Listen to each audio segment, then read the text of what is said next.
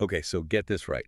Today we're doing a deep dive on this research study, and it's about preventing autism. Like, straight up. Yeah, and it's not just some small thing either. We're talking Mayo Clinic, Yale, even funding from the National Institute of Mental Health. Big leagues. Seriously. And the Simons Foundation, too, right? Like, they're really putting some weight behind this. Exactly. It's like they're trying to find these genetic markers for autism, Yeah. and then, well, the big question is what they want to do with that. And that's where it gets kind of, I don't know, intense. Because we're not just talking about understanding autism better, but like preventing it altogether. That's the heart of it, right? And it brings up this whole other conversation about how we see autism in the first place. Okay, so help me out here. What's the difference between this research and, say, stuff on like the causes of autism or even like therapies for different challenges people might have? It's a huge difference. You see, most research is trying to improve the lives of people who are autistic, right? This is saying maybe those people shouldn't exist at all. Wow. Okay, so you mentioned this power, threat, and meaning framework earlier.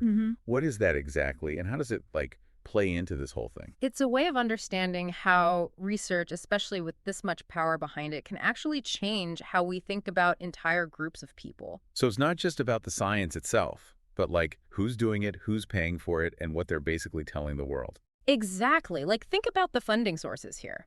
The National Institute of Mental Health, they're huge. And the Simons Foundation, they're major players in this field. So them being involved, it kind of makes this research the big show. Right? And that can be good and bad, I guess. Like it gets attention, but it also might be the only story people hear. You got it. And that's where all this gets, well, really interesting and important to unpack. Because having that much influence can, cut both ways. Like you said, it gets attention, gets funding, but it can also become the main story, the only story even, and that can drown out other voices. Right. Like if everybody's looking one way, they're going to miss what might be right in front of them. And that's what I'm talking about, those deeper implications. When you're talking about prevention, it kind of sends a message that autistic people are, I don't know, a mistake to be fixed. Instead of embracing all that neurodiversity, like you were saying before. Right. It's like we're saying, let's just make sure these people aren't even born, instead of saying, how can we make a world where everybody, no matter how their brain works, can thrive? Man, that's deep. And you mentioned informed consent earlier.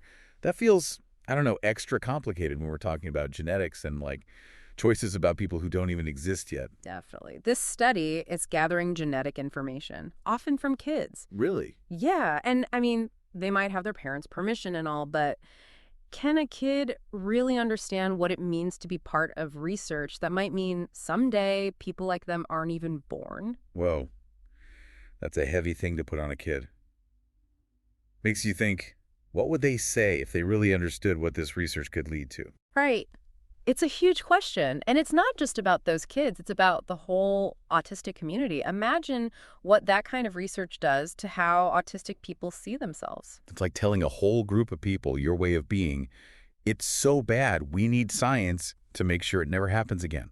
And that's messed up. It's basically saying autism means you can't have a good life, a worthy life. And that is so not true. It's like we're so busy trying to, like, erase autism, we forget to just make the world a better place for autistic people right now. 100%. We're talking billions going into preventing autism when we could be using those resources to support autistic people, make the world more inclusive, all that. So how do we even start to, like, shift that focus? Where do we begin?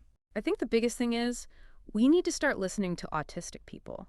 There's this saying, nothing about us without us, and it's really powerful. It's like we're always talking about autistic people, but not really talking to them. Exactly. And there are so many autistic people out there, activists, writers, artists, you name it, who are speaking out and challenging these old ideas about autism. Like ASAN, right, the Autistic Self-Advocacy Network. They're doing some really cool stuff. Yeah, ASAN is a perfect example. It's led by autistic people, for autistic people. They're pushing for policy changes, teaching people how to advocate for themselves, really trying to change how the world sees autism. And it's not just them. Right. There are a ton of other groups and people doing this work too. Totally. Like the Autistic Women and Non-Binary Network, AWN, they're doing crucial work highlighting the experiences of, autistic people who don't always get heard. It's so important to have those different voices, those different perspectives. Absolutely. And you know what?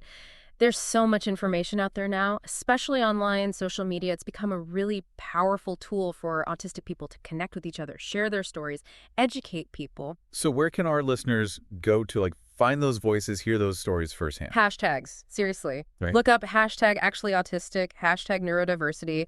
You'll find autistic people sharing their lives, their thoughts, everything. It reminds you that like autism isn't just one thing, right? It's different for everybody. 100%. And Yeah. that's something to celebrate, not try to erase. Okay, so we've talked about listening to autistic people, supporting organizations led by autistic people. What else? What can our listeners do, like in their own lives, to make a difference? Honestly, education is huge. Learn about neurodiversity, but I'm not saying go read some medical textbook. Yeah. Read books by autistic authors, articles written by autistic people, listen to podcasts. Get the story straight from the source. Exactly. And this is important. When you hear those stereotypes about autism, those misconceptions, don't let them slide. Say something. Challenge those ideas. Even small things can make a difference, right? Totally. And it's not just about changing how people think, it's about changing how things are done. Contact your representatives, tell them you want them to support laws that make things better for autistic people. Because real change happens at every level. Exactly. Keep learning, keep asking questions, and don't ever think you can't make a difference. This deep dive has been, wow, it's been a lot. Eye-opening, thought-provoking, but I think ultimately hopeful. So thank you so much for walking us through all of this. Happy to be here. And to everyone listening, thanks for joining us. We'll put links to all the resources we talked about in the show notes. And remember, this conversation doesn't end here. Keep learning, keep asking questions, and keep fighting for a world where everyone can thrive. We'll see you next time.